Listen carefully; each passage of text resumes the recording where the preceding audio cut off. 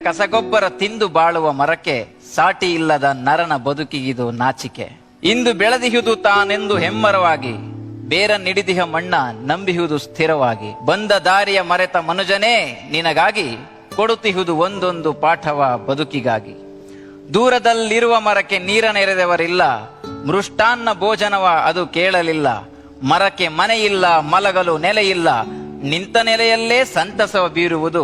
ಸಂತ ಋಷಿಗಳಿಗೂ ತನ್ನಾಶ್ರಯವ ನೀಡುವುದು. ಎಲ್ಲ ಪಡೆದಿಹ ಮನುಜ ಮರಕ್ಕೇನೂ ಕೊಡಲಿಲ್ಲ, ಏನೂ ಪಡೆಯದ ಮರವು ಕೊಡುವುದನ್ನು ಬಿಡಲಿಲ್ಲ. ಮಡದಿಗೊಂದು ಹೂವ ಮುಡಿಸಿ, ಮಗುವಿಗೊಂದು ಹಣ್ಣ ತಿನಿಸಿ, ಮನೆಗೆ ಒಂದು ತೊಲೆಯನಿಟ್ಟು ಸೂರು ಕಟ್ಟಿದ್ದು ಮರದಿಂದ, ಕೊನೆಗಡಿಗೆ ಮಾಡಿ ತಿನ್ನುವ ಅನ್ನ ಬೆಂದದ್ದೂ ಮರದಿಂದ.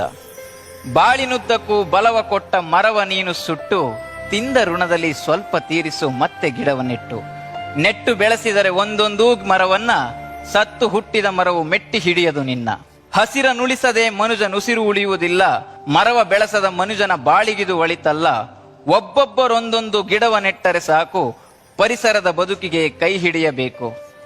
ಮನೆಗೊಂದು ಮರದಂತೆ, ಊರಿಗೊಂದು ವನದಂತೆ, ಆಧುನಿಕ ಬದುಕಿಗಿದು ಸಾಲದಂತೆ. ಒಬ್ಬೊಬ್ಬ ಮನುಜನಿಗೊಂದೊಂದು ಮರದಂತೆ, ಒಂದೊಂದು ಊರಿಗೊಂದು 10 ವನದಂತೆ. ಬೆಳೆಸಿದರೆ ಪರಿಸರವ ನಮಗಿಲ್ಲ ಚಿಂತೆ. ಸೂಪರ್.